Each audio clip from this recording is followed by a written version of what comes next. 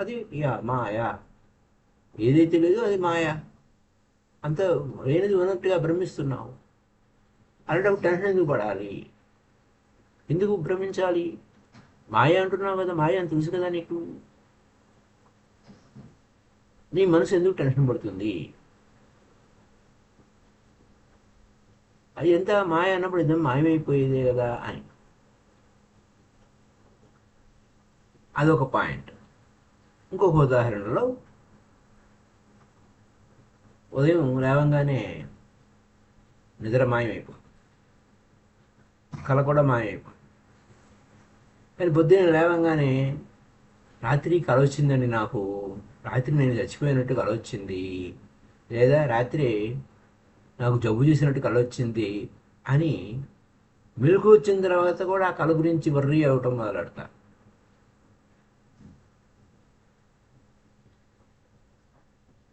అక్కడ కళలో ఏం జరిగింది? జబ్బు పడ్డాడు, డాక్టర్ దగ్గరికి వెళ్ళాడు, డాక్టర్ మెడిసిన్స్ ఇచ్చాడు. ఉదయం లేవంగానే నిద్రపోయినప్పుడు సంఘటన, ఆ నిద్ర మాయమైపోయింది, ఆ కళ మాయమైపోయింది. కానీ నువ్వు దిగులు పడుతున్నావు. మరి దీన్ని ఏమంటారు? నీకు తెలుసు అది కళే అని. ఆ కళలో జబ్బు చేసింది, కానీ ఇప్పుడు నువ్వు జబ్బులో లేవు, అయినా కానీ నువ్వు దిగులు పడుతున్నావు. అదొక అంశం. ఈ ప్రపంచం మాయ కాదు, నువ్వే నీ మనసే మాయ. ఇక్కడ ఏమవుతుంది? ఇంకొకడు వచ్చాడు, అది నాకు కళ అని తెలుసండి, అందులో జబ్బు పడ్డానని తెలుసు. అయితే నాకు ఒక విషయం చెప్పండి, తీసుకున్నటువంటి ఆ మెడిసిన్ ఎక్కడ పోయింది? ఆ జబ్బును అధిగమించడానికి మెడిసిన్ తీసుకున్నాను, దాని సంకేతం ఏమిటి? అయితే అది తెలుస్తుంది. అది స్టిల్ ఇంకా గాఢ నిద్రలో ఉన్నాడు. వెలుకు వచ్చినా కూడా గాఢ నిద్రలోనే ఉన్నాడు, స్టిల్ డ్రీమింగ్. మెలకు వచ్చిందా అంటే మెలకు రాలేదు. భారతదేశంలో ప్రతి ఒక్కడు ఈ చిలక పలుకులు పలుకుతాడు, ఈ ప్రపంచమంతా మాయ, ఈ ప్రపంచమంతా భ్రమ అని. అది మనసు లోపలికి లోపలికి లోపలికి చొచ్చుకుపోయింది. ప్రతి ఒక్కడు మాట్లాడేవాడే. అది అలా చొచ్చుకుపోయింది. ఆ మనసు తన కేంద్రంలో ఉందా అంటే లేదు, అది ఫాల్స్ సెంటర్లో ఉంది. అది ఎదుగుదల కాదు. అక్కడ మనం ఉపనిషత్తులు వింటాము, వేదాలు వింటాము, ఋషుల యొక్క ప్రసంగాలు వింటాము, వారు చెప్పిన ఫిలాసఫీ వింటాము. విన్న తర్వాత ఈ ప్రపంచం అంతా మాయా, క్షణభంగురము అనేదాన్ని బాగా ప్రచారం చేస్తుంటారు. బలంగా వెళ్ళిపోతుంది అందరిలోకి. వారి నిద్ర లేపినా అంతా మాయే, ప్రపంచం అంతా మాయే అంటాడు. వాళ్ళు ఏం ఆలోచిస్తున్నారంటే, మేము ఎరుకతో ఉన్నాము అని ఆలోచిస్తుంటారు. ప్రపంచమంతా గాఢ నిద్రలో ఉంది, మేము మాత్రమే ఎరుకతో ఉన్నాము అని. మేము దుఃఖంలో ఉన్నాం కాబట్టి ఈ ప్రపంచం అంతా రియల్గా ఉంది, దుఃఖంలో ఉన్నాము, యాంగిష్. ఇక్కడ వరల్డ్ బాగానే ఉంది, ఈ ఓల్డ్ వరల్డ్ అసలు గాఢ నిద్రలో ఉంది, ఎందుకోసం దుఃఖంలో ఉన్నారు అని. ఇక్కడ ఏంటంటే, అసలు గురువు ఇలా జరుగుతున్నప్పుడు ఏది మాయో మీకు అర్థమయ్యే ఉంటుంది. కళలో జబ్బు చేసింది, మళ్ళీ ఉదయం లేవంగానే లేకపోతే కళలో చచ్చిపోయావు, లేవంగానే బతికే ఉన్నావు, హాయిగా ఉండొచ్చుగా. లేదు, ఆ కళ గురించి వర్రీ అవ్వటం. సరే, ఇప్పుడు గురువు యొక్క ప్రాధాన్యత ఏమిటి ఈ మాయా ప్రపంచంలో? గురువు ఏం చేస్తాడంటే, ఒరేయ్ విచారణ, మనదంతా స్వప్నమే, విచారించు, రియాలిటీ ఏమిటి? ఆయన బోధించడు, మేలుకొలుపుతాడు. గురువు టీచింగ్ చేయడు, మేలుకొలుపుతాడు. గురువు టీచర్ కాదు, గురువు మేలుకొల్పేవాడు, ఆయనే ఫిలాసఫీ చెప్పడు.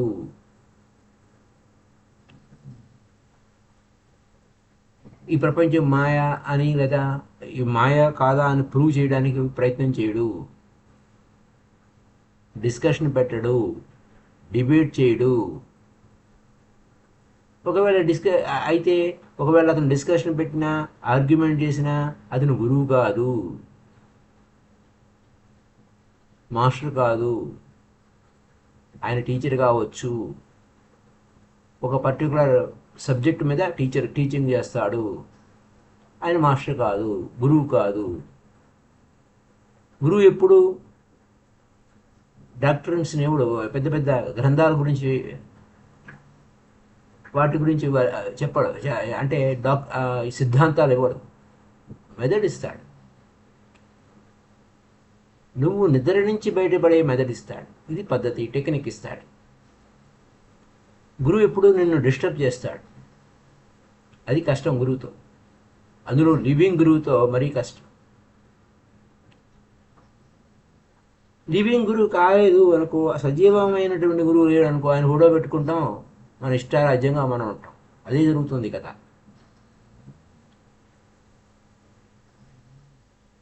అయితే టీచర్తో అయితే చాలా ఈజీగా ఉంటుంది, ఆయన డిస్టర్బ్ చేయడు.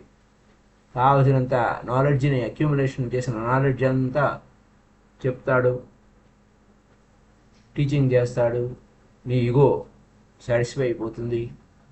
ఇంకా చాలా ఆర్గ్యుమెంట్, నీకు బోర్డ్ అంత నాలెడ్జ్ వచ్చేసింది, దాంతో ఆర్గ్యుమెంట్ చేస్తావు.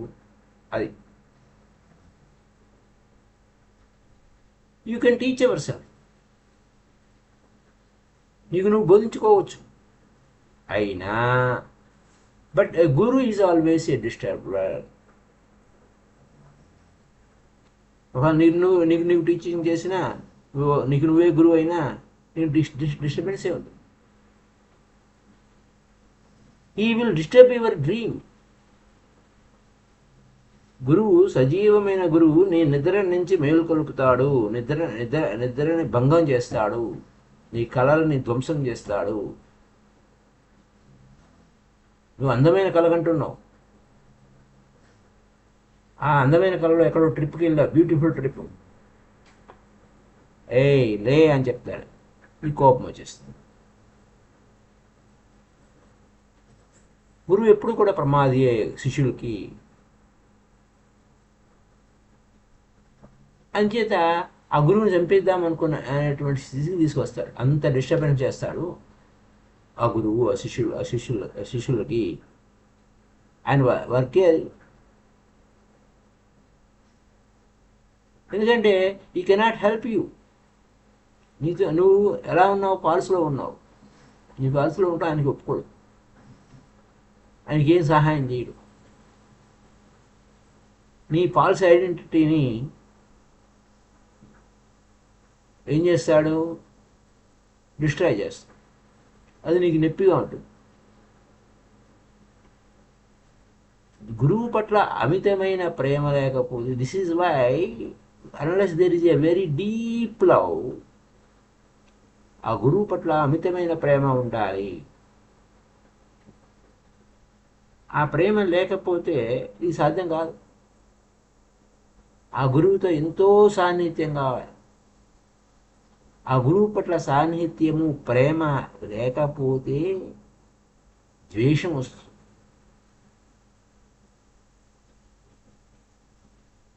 So a guru cannot allow you to be near him. అంచేత ఆ గురువు సరెండర్ కాకపోతే అసలు నీ దగ్గరికి కూడా రానివ్వడు.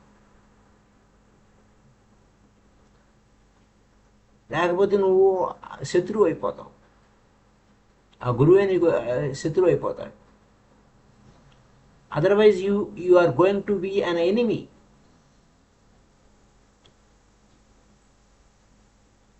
నువ్వు శత్రువు అవటం వలన పోయే ఉండదు, నేర్చుకునేది ఏమి ఉండదు. గురువుకి పూర్తిగా నువ్వు సరెండర్ అయితేనే ఆయన వరకు సాధ్యమవుతుంది. నువ్వు గురువు చేసే పని సర్జరీ లాంటి. సర్జరీ అయిందా అంటారు చూసారా, సర్జరీ స్పీడ్. ఇక్కడ భౌతికమైన సర్జరీ కాదు. డాక్టర్ గారు ఏం చేస్తాడు, డాక్టర్ నేను నమ్ముతాను, ఆయన ఏం చేస్తాడు, నీకు అనెస్థీషియా ఇస్తాడు. ఆయన ఆయన చేసే పని నీకు తెలియకూడదు. ఈ శరీరంలో ఏదన్నా సర్జరీ చేస్తే, తీసివేస్తే ఆ నొప్పి నీకు తెలియకుండా చేస్తాడు. అలాగే గురువు స్పిరిచువల్ సర్జరీ చేస్తాడు. అయితే ఈ స్పిరిచువల్ సర్జరీలో వచ్చిన విషయం ఏంటంటే నిప్పులు ఎక్కువ ఉంటాయి, సఫరింగ్ అవుతుంది. ఈ ఎప్పుడు సఫరింగ్ అవుతుంది ఆ శిష్యుడికి, ఆ శిష్యుడు గురువుతో పూర్తిగా సరెండర్ కాకపోతే, సాన్నిధ్యం కాకపోతే నొప్పి. అంచేత ఆ గురువు పట్ల అసహనంగా ఉంటాడు. ఎందుకంటే అతను సఫర్ అవడానికి సిద్ధంగా లేడు. ఏదో ఆ గురువు దగ్గరికి వస్తే ఆనందం వస్తుంది, బ్రహ్మానందం వస్తుంది అని అంటే, ఆ గురువు బ్రహ్మానందం ఇవ్వకపోగా సఫరింగ్ ఇచ్చాడే అని. ఆ గురువు దగ్గర ఓదార్పు పొందుదామని వచ్చాడు. ఆ గురువు నీకు నరకాన్ని చూపించాడు. ముందు నరకమే ఉంటుంది, బిగినింగ్లో నరకమే ఉంటుంది. నీ ఊహాలన్నీ చెల్లాచెదరు చేస్తాడు, నీ భ్రమలన్నీ చెల్లాచెదరు చేస్తాడు, నీ ఎక్స్పెక్టేషన్స్ అన్నీ ఎక్స్పెక్టేషన్స్ అందుబాటులో ఉండడం. నీకు తెలిసిందంతా అంతా సున్నానే, ఏమీ లేదు, నువ్వు ఇప్పుడు వరకు చేసినవన్నీ కూడా వ్యర్థమే అంటాడు. నువ్వు ఏమైనప్పటికీ నువ్వు చేసినవన్నీ ఉపయోగం లేదురా అబ్బాయి అంటాడు. అంచేత ఆ గురువు దగ్గరికి వెళితే మృత్యువే అవుతుంది. భారతదేశంలో చెప్తూ ఉంటారు ఆచార్య మృత్యువు అని. ఆ గురువు అనేవాడు ఏంటంటే మరణం లాంటి వాడు. అవును, మరణమే. ఎందుకంటే నువ్వు పూర్తిగా ఆపరేషన్ చేయించుకోవాలండి, నాకు రోగం వచ్చింది ఆపరేషన్ చేయించుకోవాలంటే ఆ డాక్టర్ని నమ్మాలి, పూర్తిగా నమ్మాలి. సో టోటల్గా.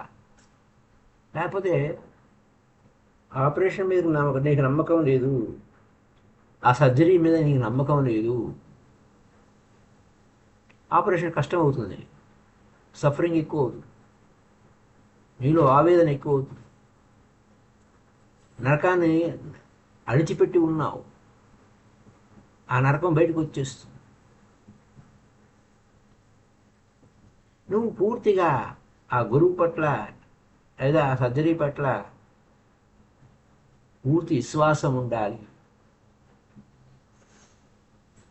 అప్పుడు can you remain with him, అతనితోనే ఉండగలుగుతావా, లేకపోతే నువ్వు పారిపోతావు ఆ గురువు దగ్గర నుంచి. పూర్తిగా నువ్వు డిస్టర్బ్ అయిపోతావు. అమ్మో ఆ గురువు దగ్గరికి వెళ్ళకూడదు, అంతే డిస్టర్బ్ చేస్తాడండి అని అంట. గురువు యొక్క వర్క్ ఏంటంటే, రోల్ ఏంటంటే, నువ్వు ఫాల్స్ అవేర్నెస్ ఉన్నవరా నాయనా, నీకు తప్పేంటో తెలియజేస్తాడు. నువ్వు సరికాని దానిలో ఉన్నావు, సరైన దానిలోకి రా అని చెప్తాడు. నువ్వు సరికాని కేంద్రంలో ఉన్నావు అని చెప్తాడు. ఈ ప్రపంచం కాదు మాయా, ఎందుకంటే నీ కళ్ళు భ్రమల వలన నీకు అలా అనిపిస్తుంది. నీ ప్రొజెక్ట్ చేసుకున్నావు, నీ చుట్టూ కళలను ప్రొజెక్ట్ చేసుకున్నావు నీ చుట్టూతా. అంచేత నీ వాస్తవాన్ని నువ్వు దర్శించుకోవటం లేదు. నువ్వు ఏదైతే లోపల పెట్టుకున్నావో దాన్నే చూస్తున్నావు. దృక్కును బట్టి దృశ్యం ఉంది కదా, అదే వరల్డ్. నువ్వు సేమ్ వరల్డ్ ఏం మారదు. నువ్వు రియల్గా ఉంటే ఈ ప్రపంచమే సరిగ్గా అంతా బాగానే ఉంది అన్నట్టు. నువ్వు సరికాని కేంద్రంలో ఉంటే మొత్తం అంతా గందరగోళంగా ఉంది. అది అక్కడ ఉన్న విషయం. అయితే ఆ సరికాని కేంద్రము నుంచి నువ్వు బయటకు వచ్చేస్తే, నీ మూలంలో, నీ వాస్తవంలో, నీ సహజ స్థితిలో, నీ యొక్క కేంద్రంలో నువ్వు ఉంటే, నీ స్వస్వరూపంతో నువ్వు ఉంటే, అది ఈ ప్రపంచం అంతా నిర్వాణ. అంచేత ఈ ప్రపంచం అంతా నిర్వాణ అని కంటిన్యూగా జన్మాష్టమి చెప్తూనే ఉంటారు. ఇది ఇక్కడే మోక్షం, ఇక్కడే ఈ ప్రపంచం అంతా నిర్వాణమే, ఇక్కడే మోక్షమే, ఇక్కడే స్వేచ్ఛ. కాకపోతే ఎక్కడ వచ్చింది చిక్కు అంటే, చూసే దృక్కును బట్టి కన్నుతో ఉంది వ్యవహారం. నువ్వు క్వశ్చన్ ఆఫ్ ఐ, ఆ కంటికి గంతలు కట్టుకున్న ఫాల్సిఫికేషన్ ఉంది. నీ నిజమైన కన్ను కావాలి, విత్ ద రియల్ ఐ కావాలి. Everything is real. ఆ ఫాల్స్ ఐతో చూస్తే అంతా, ఈ ప్రపంచం అంతా దుఃఖమయంగానే ఉంటుంది, పరికిమాలగానే ఉంటుంది. అప్పుడేమవుతుంది? I don't think that you are alive in one world. నువ్వేదో ఒక ప్రపంచంలో జీవిస్తున్నావా? అదేం లేదు. ఎవడి ప్రపంచం వాడితే. అది కదా వచ్చిన ప్రాబ్లం. ఎవరి స్వీయ ప్రపంచం వారిదే నిర్మించుకుంటారు, ఎవరికి స్వీయ కళలు వారివి. ఎంతమంది ఉంటే, ఎన్ని కోట్ల మంది ఉంటే అన్ని కోట్ల ప్రపంచాలు ఉన్నాయి. అలా ప్రతి ఒక్కడు వారి వారి ప్రపంచాలని, లెక్కలేని ప్రపంచాలను సృష్టించుకుంటూ ఉంటాడు, ఒకటి రెండుగా. నువ్వు ఫ్యామిలీలో ఉన్నావు, ఆ ఫ్యామిలీలో భర్త ఒక ప్రపంచంలో ఉంటాడు, భార్య ఒక ప్రపంచంలో ఉంటాడు. భార్య ప్రపంచం భార్యదే, భర్త ప్రపంచం భర్తదే. అంచేత ఈ రెండు ప్రపంచాలు గొడవ జరుగుతూ ఉంటుంది. అంచేత అవి ఒకటికి ఒకటి గుద్దుకుంటూ ఉంటారు. ఆ రెండు కలవు, ఎవరి ప్రపంచం వారిది. మనసు with the mind there can be no meeting. మనసు దాటితేనే మీటింగ్ ఉంటుంది. కానీ ఎవడి మనసులో, ఎవడి ప్రపంచంలో వాడు ఉంటే అంతా దుఃఖమే. మనసు లేని స్థితిలోనే ఆ మీటింగ్ సంభవిస్తుంది. ఎవడి ప్రపంచంలో వాడు జీవిస్తూ ఉంటే ఆ ఇంట్లో ఆ ఇరువురు ప్రపంచాలు వేరువేరుగా ఉంటాయి. నా భార్య ఈ విధంగా ఉండాలని వాడు ఒక బొమ్మ పెట్టుకుంటాడు. అంచేత తన ఊహల్లో ఉన్న భార్యలాగా ఈమె లేదే అని చెప్పేసి, నా భార్య ఈ విధంగా ప్రవర్తించాలి, ఆ విధంగా ప్రవర్తించాలి, అలా ఉండాలి, ఇలా ఉండాలి అని అనుకుంటాడు వాడు. అలా కనబడకపోయేసరికి వాడికి కోపం వస్తుంది, స్ట్రగుల్ అవుతాడు, ద్వేషిస్తూ ఉంటాడు. తన ఆ భార్య ఈ విధంగా ఉండాలని ఆయన భార్య చిత్రాన్ని, ఆయన ఇమేజ్ని పెట్టుకుంటూ ఉంటాడు, ఆ ఇమేజ్ని ప్రేమిస్తూ ఉంటాడు. ఈ విధంగా ఇరువురు ఇలాగే జరుగుతూ ఉంటుంది. వాస్తవాన్ని, రియాలిటీని ఫేస్ చేయరు, ఊహల్లో ఊహించుకుంటూ ఉంటారు, ఇమాజినేషన్లో ఉంటారు. ఎదురుగుండా రియల్ వైఫ్ ఉంది, రియల్ హస్బెండ్ ఉన్నాడు. ఆ రియాలిటీని ఫేస్ చేయండి. నీ మనసును శూన్యం చేయండి, అది రియాలిటీ. ఆ రియాలిటీ మీటింగ్ అయితే బాగుంటుంది. కానీ అలౌ చేయరు అక్కడ.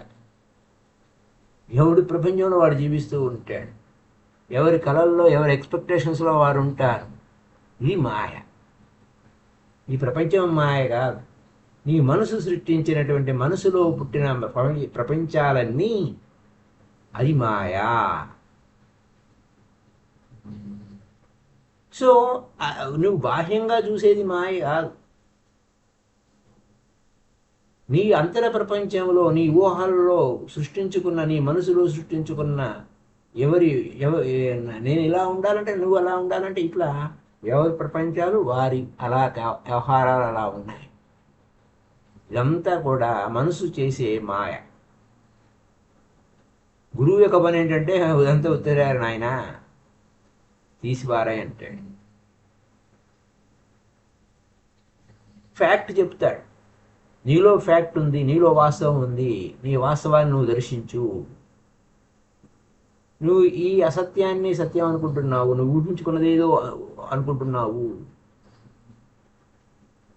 అని ఫ్యాక్ట్ చెప్తున్నా ఆ గురువు ఇది కాదు అని ఆ గురువు గురించి కూడా తన గురువు గురించి కూడా ఊహించుకుంటే మళ్ళీ చేయగలిగింది మరి. అంత ఫాల్స్ ఇమేజే ఉంటుంది. ఒక విచిత్రమైన విషయం చెప్తూ ఉంటారు గురువులు. రియల్ గురువులు ఎప్పుడు ఏంటంటే మన మనసులో అన్నీ తీసి పక్కన పారేస్తారు. ఎందుకంటే ఆ రియల్ గురువు వారి వారి ఎక్స్పెక్టేషన్స్ని ఫుల్ఫిల్ చేయడు, ముక్కలు ముక్కలు చేసేస్తాడు. ఉదాహరణకి ఓషో గారు ఒక ఇంట్లో ఉన్నారు, జైన్ ఫ్యామిలీ. రాత్రిపూట వారు భోజనాలు చేయరు. ఆ ఫ్యామిలీలో ముత్తాత ఉన్నాడు ఒక ఆయన. ఈ ఓషో గారి పుస్తకాలను చాలా ఇష్టంగా చదువుతాడు. పుస్తకాలు మాత్రమే చూశాడు ఆయన, ఓషో గారిని చూడలేదు. పుస్తకాలు ఏమి ఉంటాయి, పుస్తకాలు ఏంటంటే లైవ్గా ఉండవు కదా, డెడ్గా ఉంటాయి. పుస్తకమే మాట్లాడదు. కానీ ఆ పుస్తకాలు చదువుతూ ఉంటే మనకి అవి బాగుంటాయి. దాంతో ఇంకా మనం ఆర్గ్యుమెంట్ చేయము. ఆ గురువు ఏం మాట్లాడ కదా, ఆ పుస్తకాల్లో ఉన్నవే చదువుతాం. ఎప్పుడో చెప్పాడు ఆయన. ఈయన వయసా 92 సంవత్సరాలు. ఆయన రూములోంచి బయటికి రాడు సహజంగా. మరి ఈయన ఓషో గారు వచ్చారు అనేసరికి నేను వస్తారేంటి, మీరు రాబడలేదు, నేనే వస్తాను మీ రూమ్కి అని అంటే, నో నేనే రెస్పెక్ట్, మీకు నేను గౌరవం ఇవ్వాలి, నేను రావాలి అని వచ్చాను. మీరు తీర్థంకరులాగా ఉన్నాడండి అన్నాడు. ఆయన వచ్చి స్ట్రైట్ అవే, మీరు గొప్ప తీర్థంకరుడు. తీర్థంకరుడు అంటే ఎవరు? జైన యొక్క మైథాలజీలో అదంతా గొప్ప గురువు అన్నమాట, గ్రేటెస్ట్ టీచర్. మీరు జస్ట్ లైక్ తీర్థంకర్ లాగా ఉన్నారు అని చెప్పి పొగట్టం మొదలుపెట్టాడు. సాయంత్రం అయింది, చీకట పడుతూ. ఎవరో వచ్చారు ఆ ఇంట్లోంచి. లేట్ అవుతుందండి, సాయంత్రం పూట ఆహారం ఏమైనా పట్టరామంటారా, టిఫిన్ పట్టరామంటారా అని ఓషో గారిని అడిగాడు.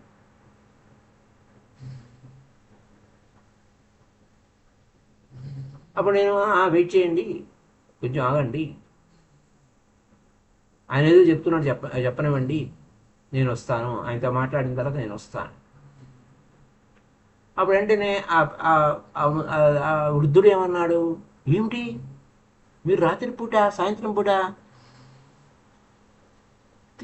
భోజనం చేస్తారా, ఆహారం తీసుకుంటారా అని.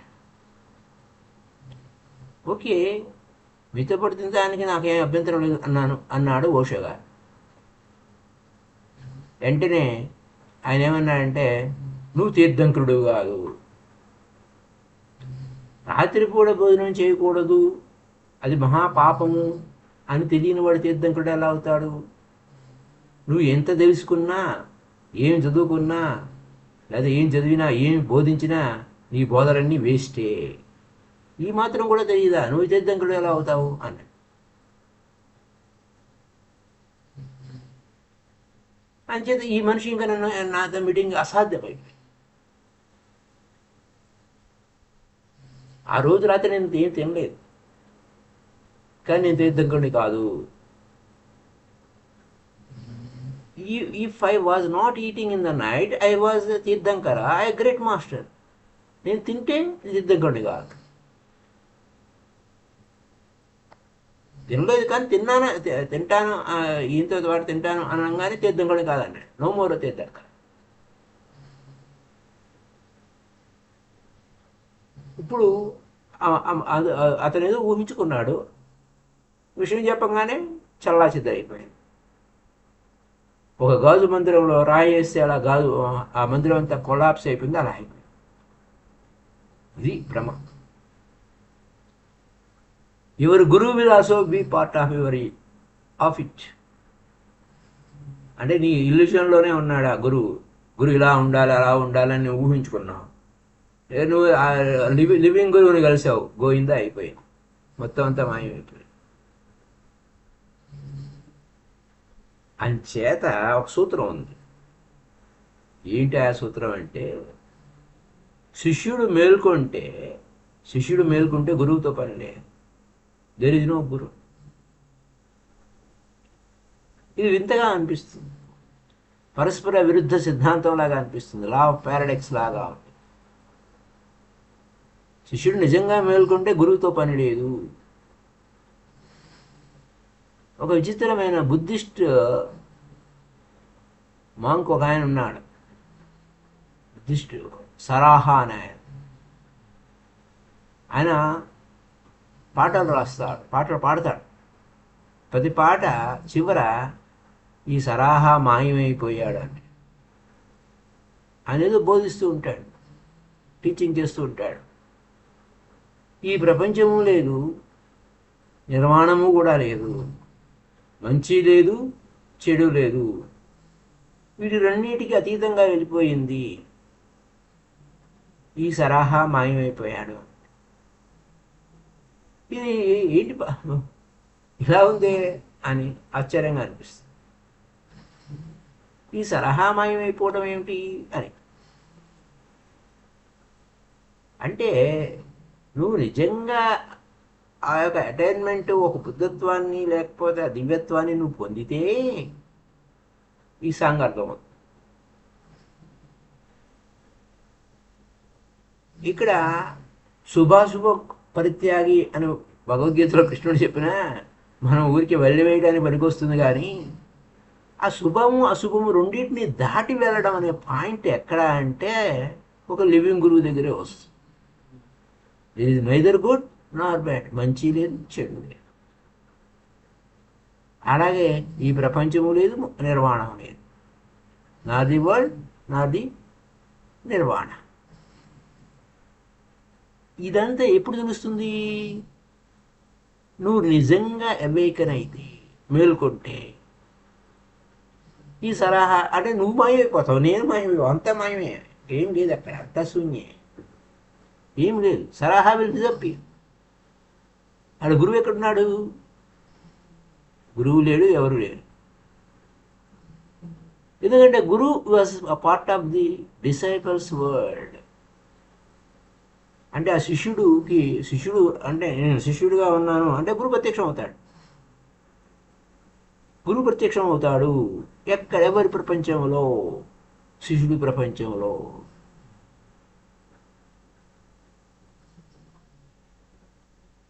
అప్పుడు ఏమవుతుంది?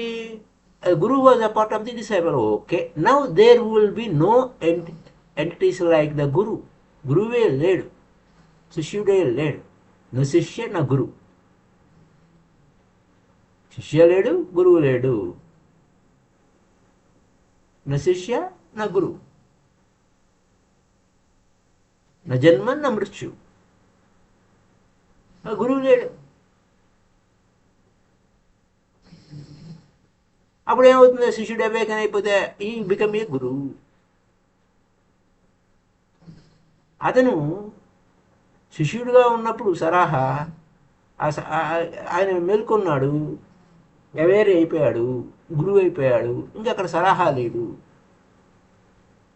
ఆ గురువు లేడు. ఆ గురువు ఏంటి? నీ కళలో భాగము, నీ భ్రమలో భాగము. దీనివలన చాలా సమస్యలు ఉత్పన్నమవుతాయి.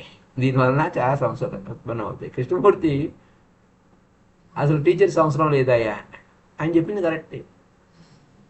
అది అల్టిమేట్ ట్రూత్. నువ్వు మేల్కొంటే,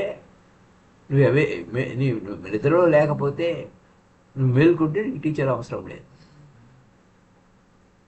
నువ్వే టీచర్వి. నీకు టీచర్ ఎందుకు? ఇంకొక టీచర్ అవసరం లేదు.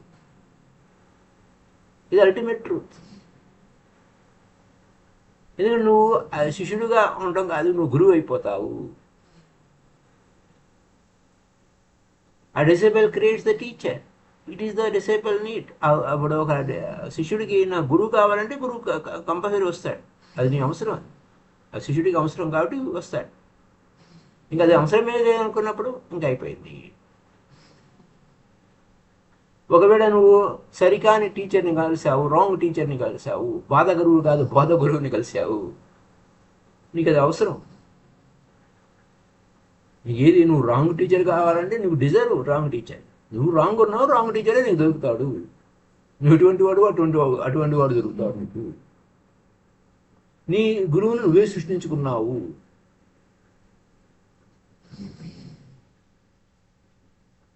ఆ చిన్న టీచర్ కావాలా, గొప్ప టీచర్ కావాలా, అదంతా నీ ఆలోచన బట్టి ఉంది. ఎందుకంటే నీకు ఏది అవసరమో అటువంటి గురువు దొరుకుతాడు. నువ్వు రాంగ్ పర్సన్ అయితే రాంగ్ గురువే దొరుకుతాడు. అది నీదే బాధ్యత నీదే. ఎందుకంటే గురువు ఎవరో సెపరేట్గా లేడు, నీ పార్ట్ ఆఫ్ యువర్ మైండ్. నీ మనసులో భాగమే ఆ గురువు, నీ కళలో భాగమే ఆ గురువు. నువ్వు మేల్కోకపోతే నేను డిస్టర్బ్ అయితే, but unless you become awakened, నువ్వు అవేకెన్ కానంత వరకు నీకు అవసరమే. నువ్వు నిద్రపోతున్నావు, మేల్కోల్పోవాడు కావాలి. మేల్కోలేదు, అరే నాకు అన్నింటికి లేపరా అని వేరే వాడికి చెప్తావు, అదే వాడు నీ గురువు అవుతాడు. రేపేవు డిస్టర్బ్ చేసేవాడు, ఎవరో సహాయం కావాలి, ఆడు గురువు అవుతాడు. ఎన్ని గంటలకు లేవండి అంటాడు. గురువు ఎప్పుడూ నీకు పద్ధతులు చెప్తాడు, ఇది చేయనాయనా అది చేయనాయనా అంటాడు. టీచర్ ఏం చెప్తాడు, పాఠాలు చెప్తాడు, సూత్రాలు చెప్తా, ప్రిన్సిపల్స్ చెప్తాడు, టీచింగ్ చెప్తాడు. ఒకవేళ టీచర్ కావాలంటే టీచరే దొరుకుతాడు. గురువు కావాలంటే నీకు డిస్టర్బే చేస్తాడు. ఎందుకంటే నువ్వు నిద్రలో ఉన్నావు, మేలుకొల్పాల్సింది. ఆఖరికి నువ్వు కల్లో నుంచి నువ్వు బయటికి రావడానికి ఎవడో వాడే సహాయం కావాలి. నువ్వు గాఢ నిద్రలో ఉన్నావు, you can try just while falling asleep. ఇప్పుడు అయితే ఒక మెథడ్ చెప్తున్నారు ఇక్కడ. ఏమిటి ఆ మెథడ్ అంటే, నేను కలగంటున్నప్పుడు ఆ కళ నుంచి బయటకు రావడానికి నాకు ఒక సహాయం కావాలి. అలా ఆలోచిస్తే నేను కలగంటున్నప్పుడు ఆ కళ నుంచి నేను బయటపడడానికి నాకు ఒక సహాయకుడు కావాలి. ట్రై చేయండి, గాఢ నిద్రలో పోతున్నప్పుడు రిపీట్ చేసుకోండి. ఎప్పుడు కళ వచ్చినా నా కళ్ళు ఓపెన్ అయిపోవాలి అనండి. కళ రాగానే నా కళ్ళు తెచ్చుకోవాలన్నాడు. 3 వారాలు ప్రయత్నించండి కంటిన్యూగా. ఇదే కథ. ఏమో తెలియదు కదా, డోంట్ బిలీవ్ ఎనీథింగ్ బ్లైండ్లీ. గుడ్డి నమ్మకాలు కాదు కదా ఇక్కడ మనం చెప్పుకునేవన్నీ. మీరు గాఢ నిద్రలో పోతున్నప్పుడు చెప్పుకోండి, ఎప్పుడైతే కళ వచ్చిందో నా కళ్ళు తెరిచేస్తాను, సడన్గా మెలకు వచ్చేస్తుందని. మెలకు వచ్చేస్తుంది. మీకు కళ వచ్చిన వెంటనే మెలకు తెచ్చేసుకుంటారు. Even from the dream you can be awaken. ఒక సర్టెన్ మెథడ్. కలగానే అంటే గాఢ నిద్రలో పోయే ముందు మీరు చెప్పుకున్నారు. ఒకవేళ మీ పేరు రామ అనుకోండి, మీరు చెప్పుకున్నారు, రామా 5 గంటలకు తెల్లవారుజామున 5 గంటలకు లేగు అని చెప్పండి. మీ పేరు రాముడు, మీ పేరు రాము. ఓ రామ్, నన్ను 5 గంటలకు లేపు, నన్ను 5 గంటలకు లేపు, నిద్ర లేపు అని 2 సార్లు రిపీట్ చేయండి. Repeat it twice. రామ్, నన్ను 5 గంటలకు లేపు, రామ్, నన్ను 5 గంటలకు లేపు అని పడుకోండి. ఆ రాముడు కాదు, నీ పేరు రామ అయితేనే నీ పేరుకి నువ్వే చెప్పుకోవాలి. కళ్ళలో కూడా, గాఢ నిద్రలో కూడా ఈ మెదడు పనిచేస్తుంది, మెలకు వచ్చేస్తుంది. అలాగే the same is the case of spiritual sleep you are in. నువ్వు ఆధ్యాత్మిక నిద్రలో ఉన్నావురా అబ్బాయి. ప్రాపంచికపు నిద్ర నుంచి మేలుకోవడానికి నువ్వు ఆహారం.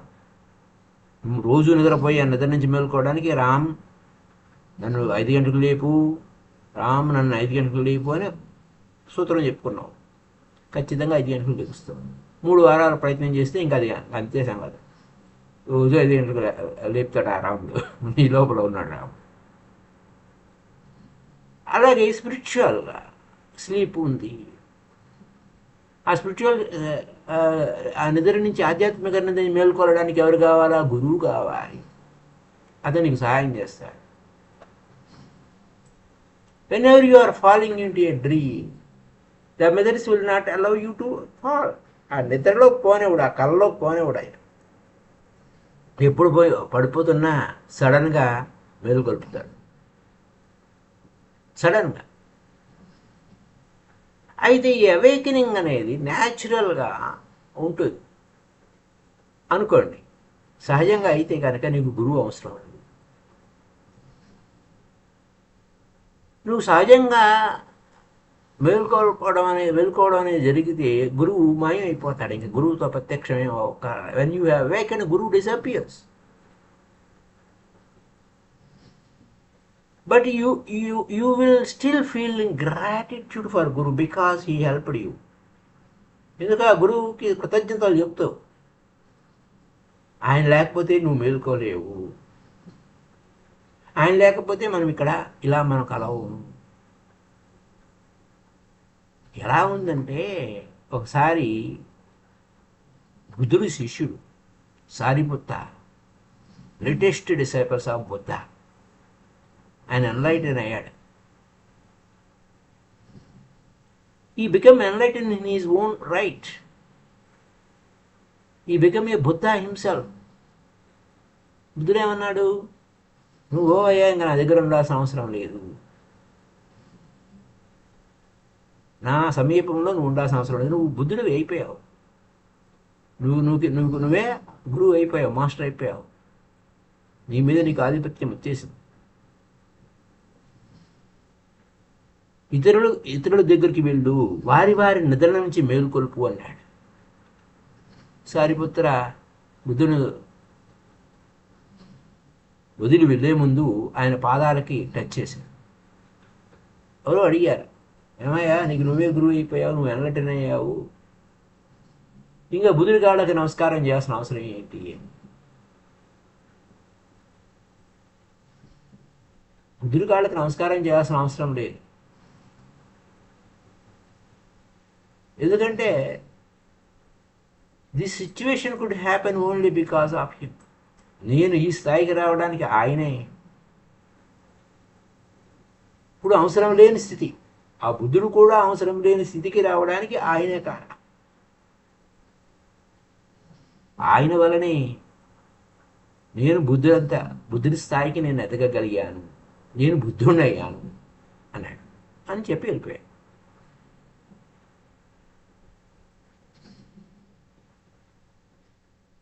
ఆ సారిపుత్రుడు వెళ్ళిపోయింది. ఎంత దూరం వెళ్ళిపోయినా బుద్ధుడు ఎక్కడ ఉన్నాడు అని ఆయనకి తెలుసు కాబట్టి ఆ వైపు తిరిగి నమస్కారం చేశాను. అందరూ అడిగారు, ఏం చేస్తున్నారు మీరు? ఎవరిని మీరు ప్రార్థిస్తున్నారు? మీరే గురువు కదా, మీరెవరిని భావిస్తున్నారు? పైగా బుద్ధుడు చాలా దూరంగా ఉన్నాడు, ఎన్నో మైళ్ళ దూరంలో ఉన్నాడని. గురువు మాయమైపోయినా, నేను గురువునైనా, but it was not possible before him. I myself now the గురువు. ఆయన ముందు నేను ఇంకా గురువుని కాదు, ఆయనే గురువు. కానీ ఈ స్థాయికి నేను ఎదగడానికి ఆయనే, ఆ గురువే కారణము. ఆ టీచర్ మాయమైపోయినా కానీ, ఆ గురువు మాయమైపోయినా కానీ, ఆ శిష్యుడు డీప్ గ్రాటిట్యూడ్లో ఉంటాడు. సహస్ర కోటి కృతజ్ఞతలు మనం చెప్పుకుంటున్నాం. గ్రేటెస్ట్ గ్రాటిట్యూడ్ సాధ్యమవుతుంది. సో నువ్వు గాఢ నిద్రలో ఉన్నప్పుడు గురువు యొక్క ఆవశ్యకత ప్రాధాన్యత చాలా ఉంది. ఆయన నీ గాఢ నిద్ర నుంచి డిస్టర్బ్ చేయాలి. Okay, I allow you to disturb me అంటే సరెండర్ అవుతావు నువ్వు. ఆయన ఓకే గురువు గారు, నేను నిద్రలో పోతున్నాను, కనులు పొరలు కమ్మిస్తున్నాయేమో, చేయవలసిన పని చేయడం లేదేమో, నాకు బుద్ధి తెచ్చే కార్యక్రమం చేయనాయనా అని ఆయన అలవ్ చేయాలి. అంటే ఆయన్ని గురువుని విశ్వసించాలి, సరెండర్ అవ్వాలి. ఎందుకు? ఈ దుఃఖం నుంచి విడుదల చేస్తాడు. లేదా గురువు కష్టపెట్టినప్పటికీ నో ప్రాబ్లం, ట్రస్ట్ హిమ్. ఆ గురువు అదే ఆయన మనకేమీ హాని చేయటం లేదు, మనం నిద్ర నుంచి మేలుకొల్పుతున్నాడు. ట్రస్ట్ చేయలేదా ఇంకేనో నథింగ్, ఏ ఆపరేషన్ జరగదు. సర్జన్నే నమ్మకపోతే నీకు ఆపరేషన్ ఎలా చేస్తావు? ఎలా చేయవు కదా. అయితే ఆ సర్జరీ చేయాలన్నా నువ్వు అసలు నీకేం తెలియకుండా చేయాలి, అన్కాన్షియస్గా చేయాలి. అదనమాట, లేకపోతే కష్టం, డిఫికల్టీ అవుతుంది. అంచేత సరాహా అనేవాడు ఎలా ఉన్నాడంటే, Sarahah one of the 84 Siddhas. ఆ బుద్ధుడి కాలంలో 84 మంది సిద్ధుల్లో ఒకనొకడు. 84 బుద్ధిస్ట్ మిస్టిక్స్. ఆ సమయానికి సరాహా సమయానికి 84 మంది సిద్ధుళ్ళు అయిపోయారు, బుద్ధుళ్ళు అయిపోయారు.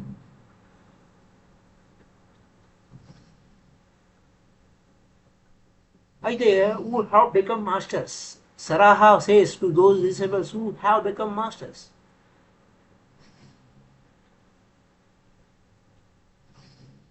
ఆయన ఏమని చెప్పాడు? మిమ్మల్ని ఇతరులు విశ్వసించాలి. I know now that you need no morality. I know now that you need no rules. Rules లేవు, మొరాలిటీ లేవు, ఏం అన్నిటిని అధిగమించేశారు. ఓకే, మీకు నచ్చింది మీరు చేయొచ్చు, మీకు నచ్చినట్టు మీరు చేయొచ్చు, మీకు ఇష్టం వచ్చినట్టు ఉండొచ్చు, కానీ but behave in such a way so that disciples can trust you. మీకు ఏ రూల్స్ లేవు, ఏం లేదు, కరెక్టే, అన్నిటినీ అధిగమించారు, కరెక్టే, కానీ మీ శిష్యులు మిమ్మల్ని నమ్మేలాగా చూడాలి, విశ్వసించేలాగా ఉండాలి. మీరు ఆ బిహేవియర్ అలా ఉండాలి.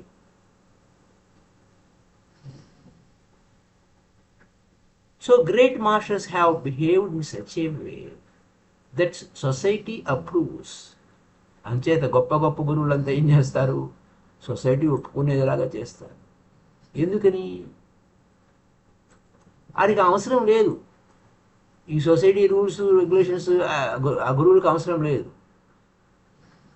కానీ ఇది ఎందుకంటే it is only an unnecessary thing to create trust. ఆ శిష్యుని నమ్మాలి కదా. So if Mahavira behaves in pattern that Jainas have set, కానీ అవసరమైన ఉందా? మహావీరుడు ఆ గొప్పవాడయ్యాడు, ఆ జైన మతస్థులు చెప్పిన రూల్స్ రెగ్యులేషన్స్లోనే ఉండేటట్టుగా అలా ఉండాల్సిందే. ఆయనకి ఆ ఇన్నర్ నెసెసిటీ ఏం లేదు. అంచేత వారు ఆ జైన ఆ తీర్థంకరుని ఫాలో అవ్వాలంటే, ఆ శిష్యులు కావాలంటే తప్పదు, వారు అలా ఫాలో కావాల్సిందే. ఇది అనేక రకరకాల సమస్యలు వచ్చి పడినాయి. జీసస్కి సమస్య వచ్చింది. జీసస్ పాత పద్ధతిలో ఇవ్వాలి, ఆ జూయిష్ కమ్యూనిటీకి, ఆ యూదులకి తెలిసిన పద్ధతిలో ఆయన పోలే. There was nothing wrong in it, but this become the problem. అంచేత ఆ యూదులు అతన్ని నమ్మలేదు.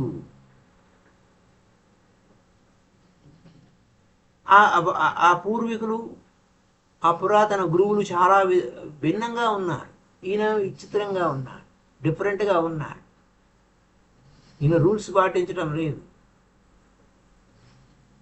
ఈ ఆట ఏ విధంగా ఆడాలో ఆడటం లేదు. అంచేత అతన్ని విశ్వసించలేదు. అంచేత ఏం చేశారు సిలువెక్కించేశారు.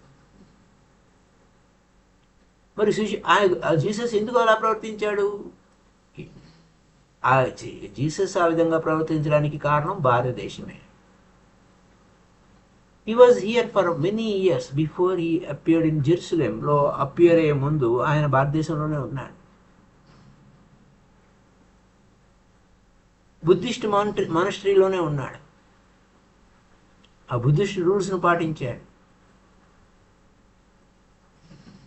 There were no Buddhist society exist. అక్కడ సొసైటీలో అక్కడ ఈ try to follow Buddhist rules. Buddhist rules ఏ విధంగా ఉన్నాయో ఆ రూల్స్ని అక్కడ పాటించడానికి, అక్కడ ఆ సొసైటీలో బుద్ధిస్ట్ రూల్స్ ఏం లేవు. అక్కడ యూదుల కమ్యూనిటీ, కానీ భిన్నంగా బుద్ధిస్ట్ కమ్యూనిటీ రూల్స్ అక్కడ పాటిస్తే ఎక్కడ ఒప్పుకుంటారో వాళ్ళు ఒప్పుకోలే. అది సమస్య ఉత్పన్నమైంది. అంచేత అతన్ని చంపేశారు, అపార్థం చేసుకున్నారు, మర్డర్ చేశారు. ఎందుకని? ఆ జీసస్ని వారు విశ్వసించలేదు. అది ఎక్కడో వచ్చింది విషయం. అది టీచరా, గురువు has unnecessary create many things around him to do many things. అంచేత వీళ్ళు ఇప్పుడు వచ్చిన గొడవ ఏంటి, మనం ఎందుకు సిలువ ఎక్కడం ఎందుకులే అని కొన్ని రూల్స్ పెట్టేశారు.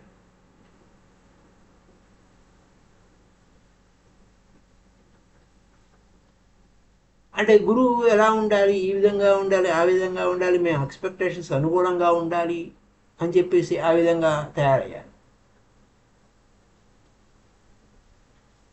నువ్వు గురువుకి సరెండర్ అయితే నీ ఎక్స్పెక్టేషన్స్ అన్ని పక్కన పెట్టేయి, ఆ గురువు చెప్పినట్టు చెయ్యి. Allow the Guru to be as he is. ఆయన ఉన్నదాన్ని ఉన్నట్టుగా ఉండాలి, కానీ గురువు ఇలా ఉండాలి అలా ఉండాలి నువ్వేం చెప్పొద్దు. ఆయన ఏం చేయాలని నా చేయని, ఆ రిజల్ట్ పెయిన్ అయినా సరే, నొప్పి అయినా సరే రెడీగా ఉండు. ఆఖరికి నిన్ను మరణం వైపు తీసుకెళ్ళినా రెడీగా ఉండు. అల్టిమేట్గా he will lead you to a deep death. నువ్వు పూర్వం ఉన్న నీవు చనిపోయి కొత్త నువ్వు తయారవుతావు. ద్విజహ, రెండవ జన్మ సంభవిస్తుంది. అంచేత నీ ఓల్డ్ ఐడెంటిటీ ఏదైతే ఉందో అది సిలువ ఎక్కించబడుతుంది. అయిపోయింది. కాబట్టి గురువు యొక్క ప్రాధాన్యత అవసరము. ఎందుకు? నువ్వు గురువు అయ్యేంత వరకు, నువ్వు మేల్కొనేంత వరకు. So thank you very much. రేపటి ఎపిసోడ్ నుంచి టెక్నిక్స్ ఆఫ్ విట్నెస్, సాక్షిగా ఉండేటువంటి టెక్నిక్స్. ఈ ప్రపంచం అంతా ఒక సినిమా లాగా దృశ్యాలు మారిపోతూ ఉంటాయి. ఇది మనకి రకరకాల ఎక్స్ట్రీమ్ డిజైర్స్ ఉంటూ ఉంటాయి. అది అన్డిస్టర్బ్డ్గా ఎలా ఉండాలి, ఇంకా రకరకాల కొన్ని టెక్నిక్స్, విట్నెసింగ్ టెక్నిక్స్ అనేది, సాక్షిగా ఉండడం టెక్నిక్స్ అనే దాని గురించి రేపటి నుంచి మళ్ళీ మనం శివుడు పార్వతీమాతకు చెప్పిన టెక్నిక్స్ గురించి మనం రేపటి ఎపిసోడ్కి వెళ్దాం. So thank you very much. Happy day to you all.